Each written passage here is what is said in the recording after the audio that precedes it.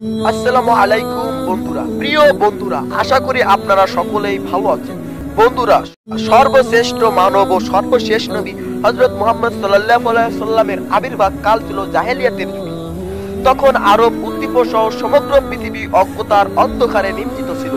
সে সময় মিথ্যা, পাপাচার, হত্যা, লুণ্ঠন, মদ্যপান, জুয়া, জৈন অনাচার, কথায় কথায় ঝগড়া, বিপদ, এমনকি যুদ্ধ বিগ্রহ পর্যন্ত ঘটে যেত।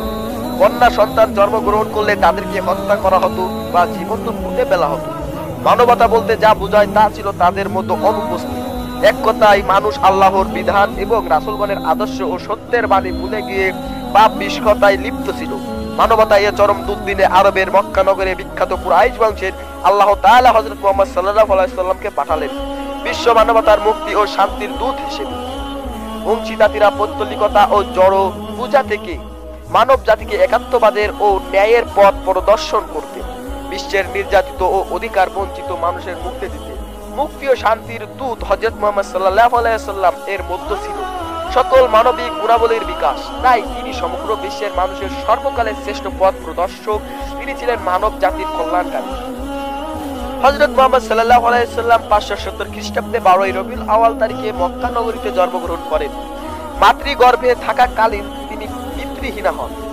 নবুয়ত লাভ পর্যন্ত 40 বছর এবং নবুয়ত লাভের পর থেকে মদিনায় হিজরত পর্যন্ত 13 বছর, মোট 53 বছর তিনি পবিত্র ভূমি মক্কায় কাটান। এ সময়কালে তার মক্কা জীবন নামে আখ্যায়িত করা হতো।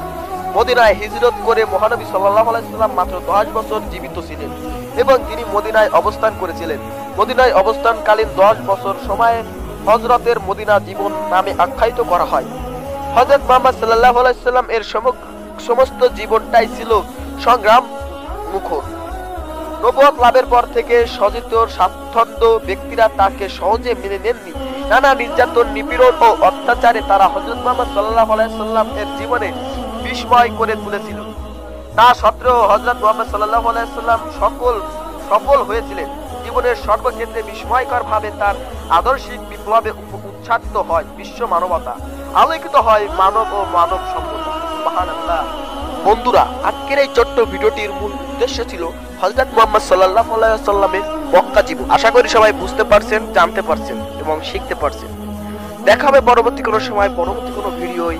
আল্লাহ হাফেজ।